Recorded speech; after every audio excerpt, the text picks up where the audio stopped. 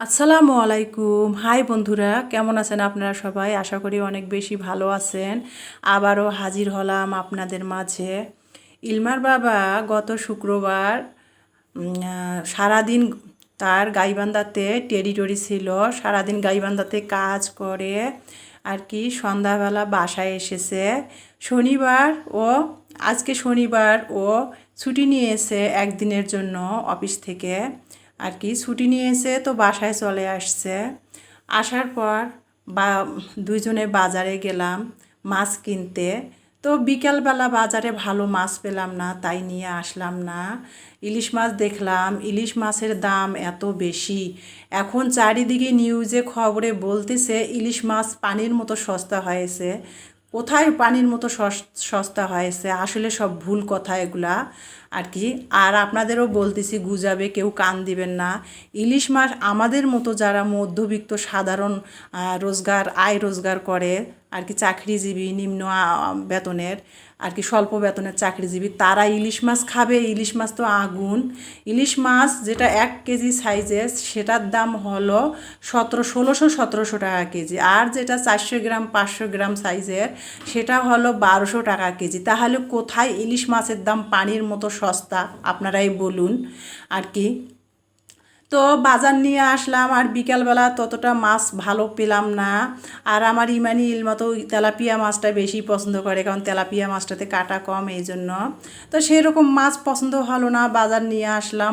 মুরগি কিনতে চাইলো ইলমার বাবা, মুরগি নিলাম না। ইলমার বাবার সাথে আমি আজকে বাজারে গেছিলাম। তো পেঁয়াজ ছিল না আমার বাসায়, আলু ছিল না, তারপরে কাঁচা তরকারি টুকটাক ছিল, আবার ছিলও না। তো বাজারে যেহেতু মাছ কিনতে গেলাম, মাছ পেলাম না, সেজন্য কাঁচা তরকারি নিয়ে আসলাম।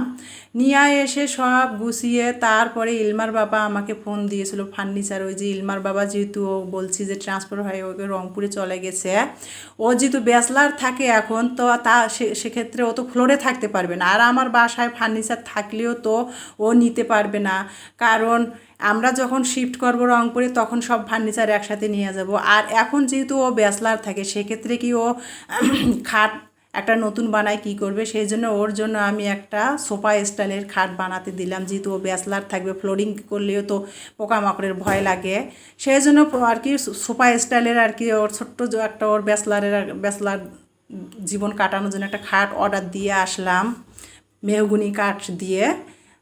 দিয়ে এসে তারপরে বাসায় রান্না বসাই দিলাম। ওই যে বললাম ফ্রিজে মাছ শেষ হয়ে গেছে, মাছ নাই বাজারে, চোখে সেই রকম মাছ পড়লো না, সেই জন্য ঘুরে আসলাম। আর এখন আমি পটল ভাজি করব, আর কালাজিরা ভর্তা আজকে করে দুপুরের খানা খাবো আর কি। তো দুপুরের জন্য আয়োজন করতেছি পটল ভাজি, কালো জিরার ভর্তা। তো পটলটা ভাজি করার জন্য প্রথমে পটলটা আমি সিলে ধুয়ে নিয়েছি, আর এখানে কড়াইতে তেল দিয়ে দিলাম। তারপরে কাঁচামরিচ কেটে দিয়েছি, দেশি পেঁয়াজ, কাঁচামরিচ, আর কয়েকটা 5-6টা রসুনের কোয়া ছেঁচাই দিয়ে তেলটা গরম হয়েছে। প্রথমে তেলটাতে জিরা দিয়েছি আর কি, 1 চিমটির মতো জিরা দিয়ে, জিরাটা যখন লাল লাল হয়ে গেছে, ওই জিরার মধ্যে কেটে রাখা পেঁয়াজ, মরিচ আর ছেঁচে রাখা রসুন দিয়ে বাদামি কালার করে ভেজে নিলাম। তারপরে লবণ দিয়ে দিলাম স্বাদ মতো, আর হলুদের গুঁড়ো দিয়ে দিলাম। দিয়ে তারপরে নেড়ে চেড়ে তারপরে কেটে ধুয়ে রাখা পটলটা আমি দিয়ে দিচ্ছি। এখানে দিয়ে ভাজিটা করতেছি আর কি। এখানে ভাজিটা সব মশলা দিয়ে নেড়ে চেড়ে নিচ্ছি আমি। তারপরে আমি এই যে ভালো করে ভাজিটা নেড়ে চেড়ে নিচ্ছি, মশলাগুলো যাতে যেন পটলটার উপরে ঢুকে যায়।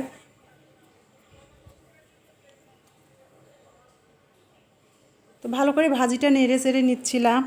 অপর পাশে আমি রাইস কুকারে ভাতও দিয়ে দিছি ডাইনিং রুমে আর কি। তো যেটা বলতেছিলাম আর কি আপনাদের, ইলিশ মাছের আগুন দাম, আর চারিদিকে নিউজে বলতেছে সবাই ভুয়া প্রচার করতেছে যে ইলিশ মাছ পানির মতো সস্তা।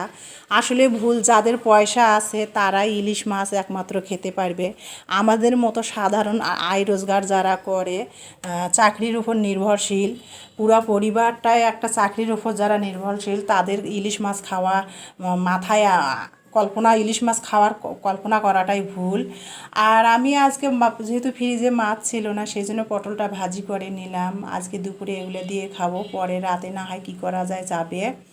তো সেটাই করতেছিলাম। আর ইলমার বাবাকে বলতেছিলাম যে কোরবানির গরুর মাংস আছে 2-3 কেজি ফ্রিজে, আর মুরগি 2টা সেদিন যেহেতু নিয়ে আসছিলো, 2টা মুরগি একটা খাওয়া হয়েছে আর 2টা মুরগি রয়েছে পাকিস্তানি মুরগি। তো ইলমার বাবাকে বললাম গরুর মাংস হয় রান্না করি, না হলে মুরগি রান্না করি, কী খাবা বলো। ইলমার বাবা বলছে না কিছুই খাবো না, ভর্তা ভাজি করো, এগুলোই ভালো লাগে খেতে, মুখরোচক, তারপরে গরমও বেশি, ভর্তা ভাজিটাই করো। তো সেই জন্য আমি পটল ভাজি করতেছি আর একটু কালিজিরার ভর্তা করব। যেহেতু গরম প্রচুর পড়ছে, এগুলো হলো ভর্তা ভাজি মুখরোচক খাবার, সেটাই করে নিচ্ছি। তো পটল ভাজিটা হয়ে গেছে, তারপরে আমি পটল ভাজিটা নামিয়ে নিলাম। এখন আমি আর একটা পাতিল বসিয়ে, যেহেতু কালোজিরা ভর্তা করব, আর একটা পাতিল বসিয়ে আমি এখানে কাঁচামরিচ 3-4টা দিয়ে দিয়েছি, একটা আস্ত রসুন কোয়াগুলো খুলে ছিলে দিয়ে দিয়েছি, দিয়ে আমি ভেজে নিচ্ছিলাম। আর আমি একটা কাজ করতে ধরছিলাম, এদিকে অপর পাশে যেহেতু কালিজিরা ভর্তা করবো, রসুনটা ভাজতে দিয়েছি, রসুনটা একটু বেশি ভাজা হয়ে গেছে, পুড়ে যাওয়ার মতো অবস্থা হয়েছে।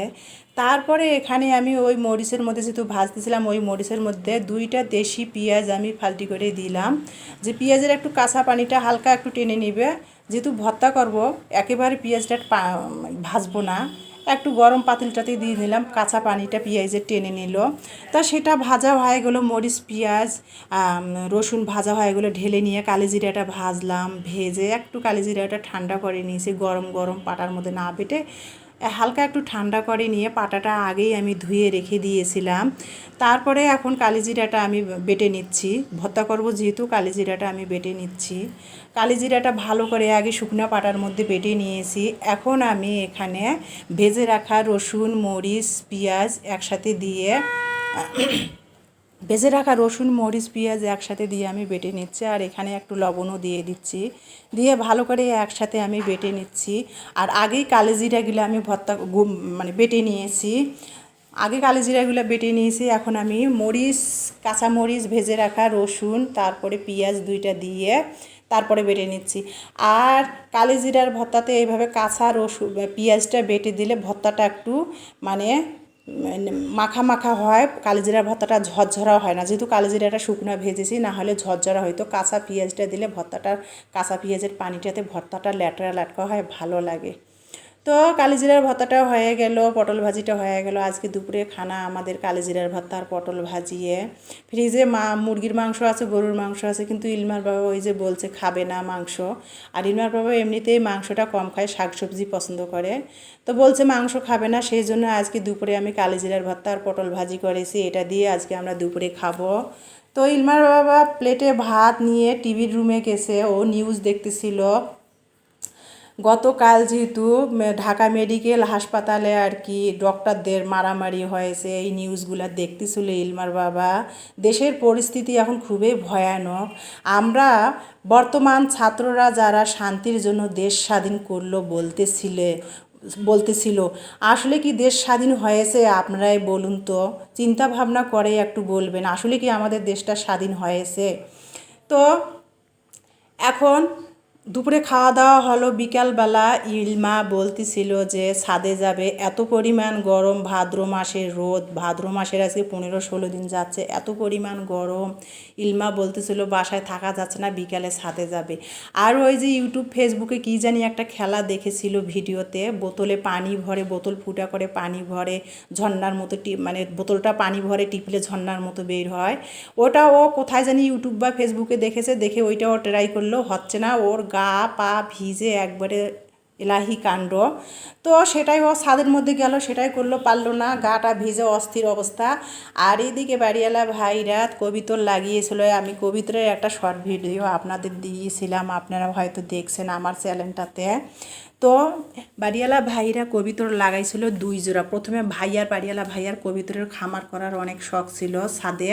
তো কবিতর চার জোড়া কবিতর আনিয়ে লাগিয়েছিল, সেই চার জোড়া থেকে এখন প্রায় 70-80টা কবিতর হয়ে গেছে, বাচ্চা দিয়েছে। আর অলরেডি ভাইয়েরা 3-4 দিন কবিতর জবাই করে রান্না করেও খেয়েছে। কবিতরের বাচ্চাগুলো দেখতেই পাচ্ছেন, সন্ধ্যা হয়েছে, চারিদিকে আকাশটা অনেক এখন মাগরিবের আজানে এখনই দিয়ে দিবে। আকাশটা চারিদিকে থমথমে আর অনেক সুন্দর লাগতেছে। আর এই যে কবিতরগুলা আন্ধার, ওদের খোপের মধ্যে ওরা রয়েছে, নীরব হয়ে আছে কবিতরগুলা। তো আমি ছাদে যেহেতু এসেছিলাম, ইলমা ওই যে বোতলকে পানি ভরে খেলতে এসেছিল, তো সেটা তো হলোই না। তো ভাবলাম ছাদটা একটু ঘুরে টুরে যাই, আর ঘরে এত পরিমাণ গরম।